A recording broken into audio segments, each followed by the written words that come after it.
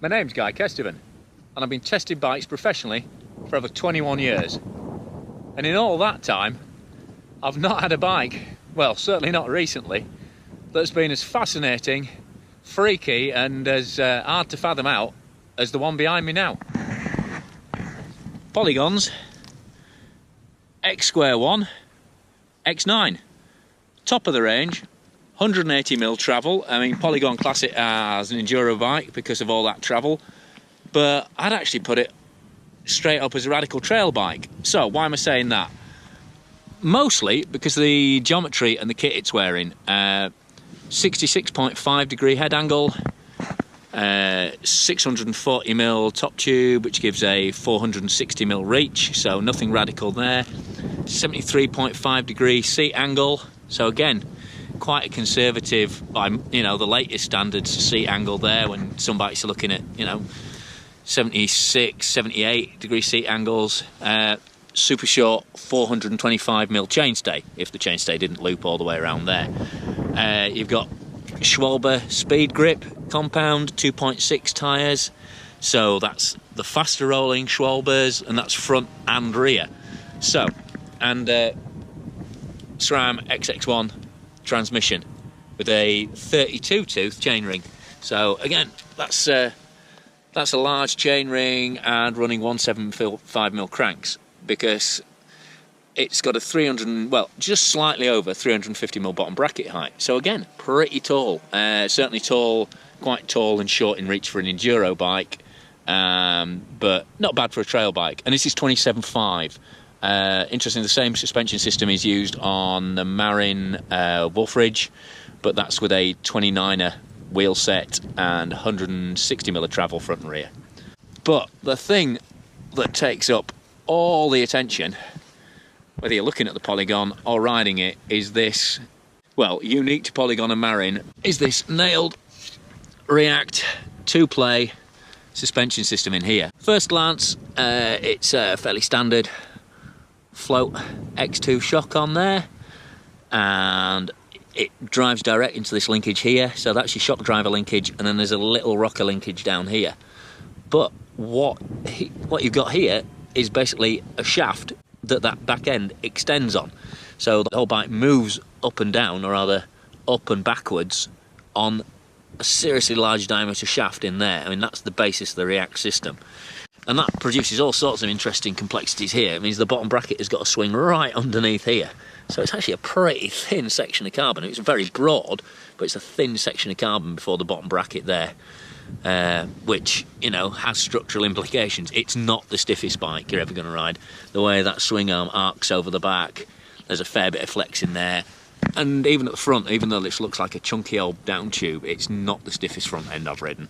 You jump on another bike after this, and this definitely feels more mobile, kind of more compliant than a lot of other bikes. Even though they have, they've put some really big, broad sections into these chainstays. If you look at it from this side, there's a lot of big sections on the ACX carbon, but in terms of stiffness, that's not one of the strong points of this Polygon.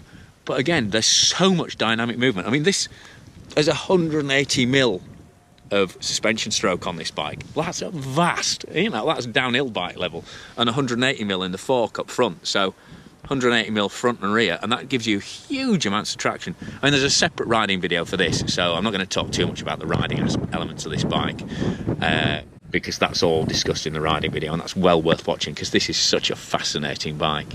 I've taken the air out of the shock now just to demonstrate how this shaft works on the bottom of the bike, which is the heart of this nailed React 2-play. It's a bit of a long-winded system, but then again, it's a bit of a special system. So as you start moving the shock through its travel up here, you'll see the way that really grows at the back there, and you can start to see this big shaft being revealed.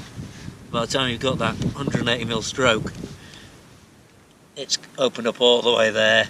Back end's obviously come round as well, and also you'll see the crank is now moved back round. I mean, that's the crank kickback that you get in the pedal pull back. So unloaded, that was actually in line with that pivot there, as you'll see as it comes up again. So that's where you're getting that suspension kickback there. And when you watch the ride video, you'll realise that does have quite a dynamic effect. But it also has a very positive effect in terms of the way it pedals as well. So it swings and roundabouts. This is a very, it's an extreme looking bike, but it's actually an extreme functioning bike as well. So in terms of practical details, the cable routing is all internal. You've got these big long shafts here. I've ridden it for a couple of months. I'm getting a bit of stiction in the rear shift cable, but not too much. There's a bit of sort of rusty gunk coming out the bottom of that lever there, that pivot there, which is slightly concerning. But there's no clunking or roughness yet. It's press fit bottom bracket, which generally don't last as long as threaded bottom brackets. And it's got this little mudguard on the back, which, to be honest, pretty much useless. As you can see, there's a whole bunch of mud on the back of it, which the tyre just comes over the top. But it looks all. I guess it might save some stuff coming off the shock, although that's mostly stopped by the seat tube rather than the shock.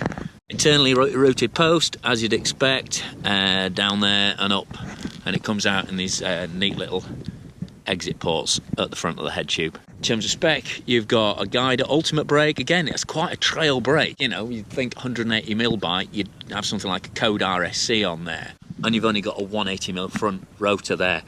But you have got these massively oversized E13 hubs and E13 TR/SR carbon wheels as well. So relatively light wheel pack, although the whole bike weighs in for this large 14.7 kilos, which is, it's about right for an 180mm bike.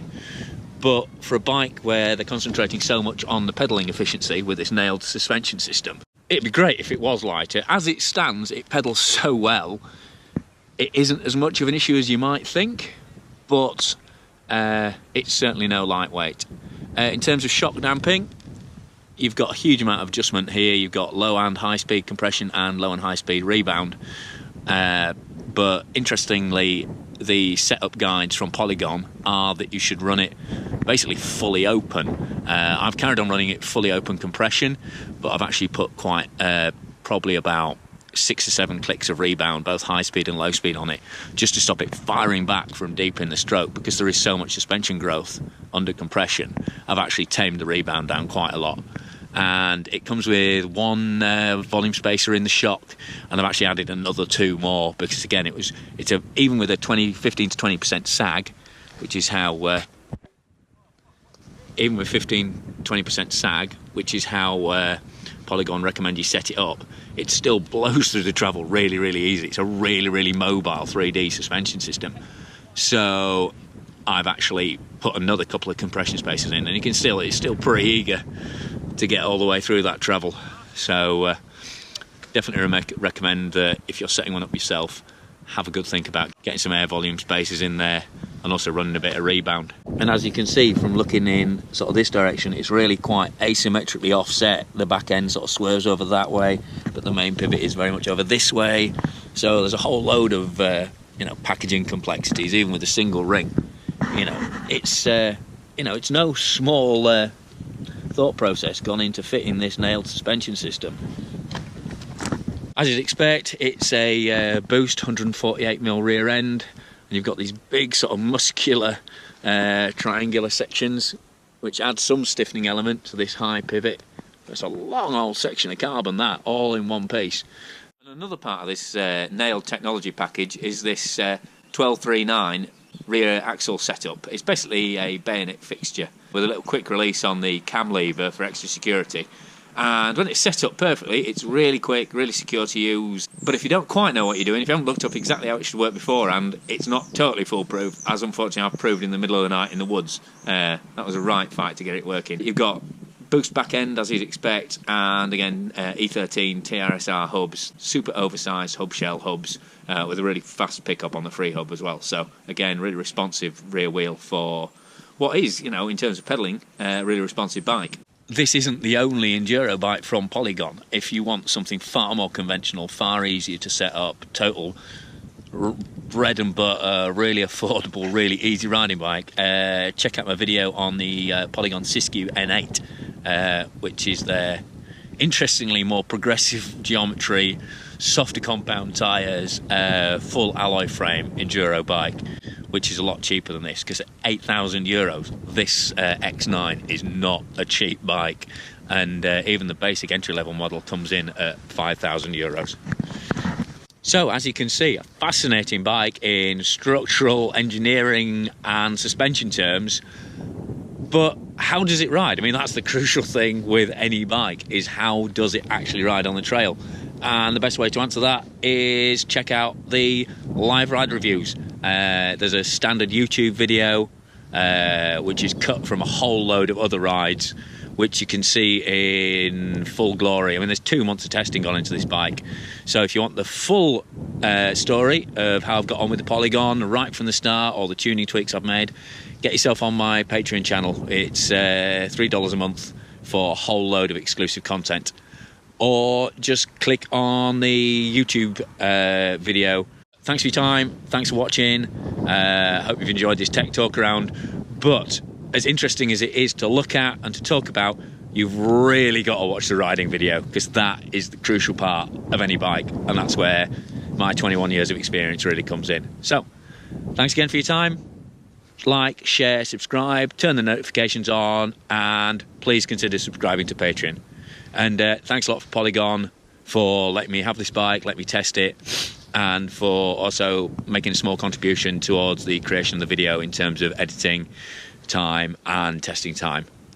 Really appreciate you investing in GuyKesTV, and really appreciate you guys investing your time in GuyKesTV.